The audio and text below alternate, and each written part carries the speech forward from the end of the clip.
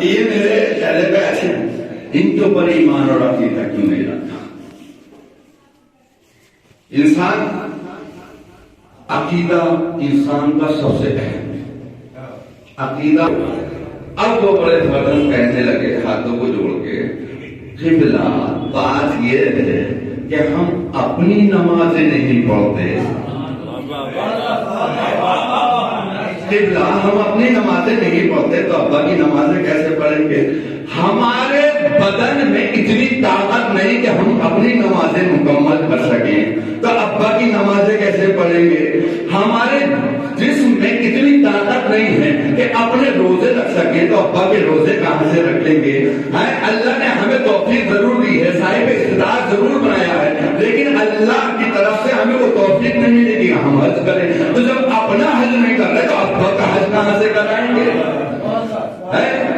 مولانا نے کہا کہ اسلام میں کہیں سے بھی فرار کا راستہ نہیں ہے، شریعت نے کہیں پر انسان کو تشنا نہیں چھوڑا ہے۔ دولت چھوڑ کے گئے ہیں ابا، اسی دولت کا حصہ تھوڑا سا خرچ کرو، خود نماز نہیں پڑھ سکتے دوسرے سے نماز پڑھواؤ، خود روزے نہیں رکھ سکتے دوسروں سے روزے رکھواؤ، خود حج نہیں کر سکتے دوسرے سے حج کراؤ۔ یعنی یہ اجارے کی عبادت کہلاتی ہے، یعنی اجارے پہ نماز پڑھواؤ، اجارے پہ روزے رکھواؤ، اجارے پہ حج کراؤ، شریعت نے کہیں پر تشنا نہیں چھوڑا ہے۔ انہوں نے کہا اچھا چلیے مسئلہ حل ہو گیا۔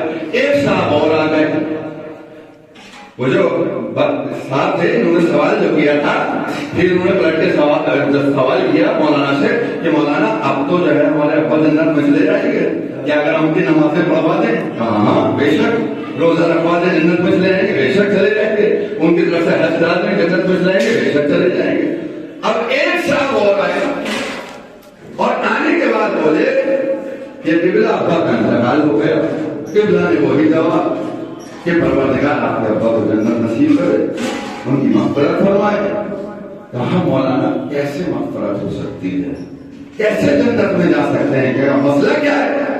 کہ مسئلہ مولانا یہ ہے کہ زندگی بھر عبادت کی، بس یہاں پہ آپ کی توجہ ہوگی، زندگی بھر عبادت کی، نمازوں پہ نمازیں پڑھتے تھے، رکوع پہ رکوع کرتے تھے، ذکر پہ ذکر کرتے تھے، سجدے پہ سجدہ کرتے تھے، اتنی نمازیں پڑھتے تھے قبلہ کہ جب بھی رات میں آنکھ کھلتی تھی تو نماز پڑھتے ہوئے نظر آتے تھے، کبھی تہجد کی نماز، کبھی نماز شب پڑھتے ہوئے نظر آ رہے ہیں، کبھی نافلہ نمازیں پڑھتے ہوئے نظر آ رہے ہیں۔ اور روزہ رکھنے کا تو یہ عالم تھا کہ ماہ رمضان کے روزے اللہ نے فرض قرار دیے ہیں، لیکن ہمارے ابا شعبان کے بھی روزے رکھتے تھے، رجب کے بھی روزے رکھتے تھے، ربیع الاول کے بھی روزے رکھتے تھے، یہاں تک کہ عزیزان محترم وہ کہتے ہیں کہ ہمارے ابا بڑے متقی اور پرہیزگار تھے، لیکن مولانا نے جب یہ سنا تو فوراً سے صاحب بولے حج بھی کیا تھا یا نہیں کیا تھا، حج بھی کیا تھا یا نہیں کیا تھا؟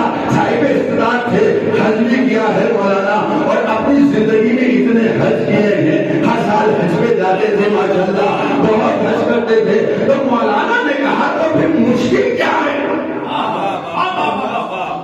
مولانا نے کہا کہ مشکل کیا ہے، کیوں جنت میں نہیں جا سکتے؟ اب وہ صاحب کہتے ہیں کہ مولانا بات یہ ہے کہ جب وقت احتضار آیا، احتضار سمجھتے ہیں نا، جب موت کا وقت قریب آیا، وقت احتضار، احتضار کہتے اس کو ہے جو چیزیں ابھی تک ظاہر نہیں تھی وہ دکھائی دینے لگے، فرشتے دکھائی دینے لگتے ہیں، ملک موت دکھائی دینے لگتا ہے، ملائکہ دکھائی دینے لگتے ہیں، وہ ہوتا ہے وقت احتضار۔ مولانا جب ہمارے ابا وقت احتضار میں پہنچے تو توحید سے عقیدہ ہٹ گیا، توجہ توحید سے عقیدہ ہٹ گیا، توحید پر عقیدہ جو تھا وہ بگڑ گیا، نبوت پہ جو عقیدہ تھا وہ بگڑ گیا، ولایت پہ جو عقیدہ تھا وہ بگڑ گیا۔ توحید پر عقیدہ کیا ہوتا ہے؟ توحید پر عقیدہ یہی تو ہوتا ہے اللہ کے مقابلے میں ہم کسی اللہ کو تسلیم نہیں کر سکتے، یہی توحید پر عقیدہ ہے کہ اللہ کے مقابلے میں، خدا کے مقابلے میں کوئی دوسرا اللہ، دوسرا خدا نہیں ہے، یہی توحید پر عقیدہ ہے۔ نبوت پر عقیدہ یہ ہے کہ محمد کے سوا، محمد کے مقابلے میں کوئی نبی نہیں ہے،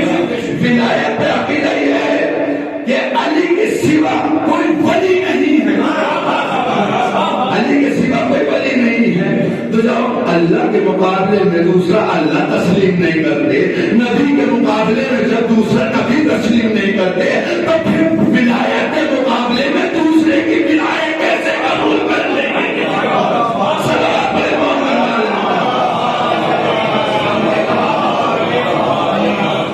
مولانا بات یہ ہے کہ بس یہاں پہ آ کے عقیدہ بگڑ گیا، اب یہ بتائیے وہ جنت میں جائیں گے یا جہنم میں جائیں گے؟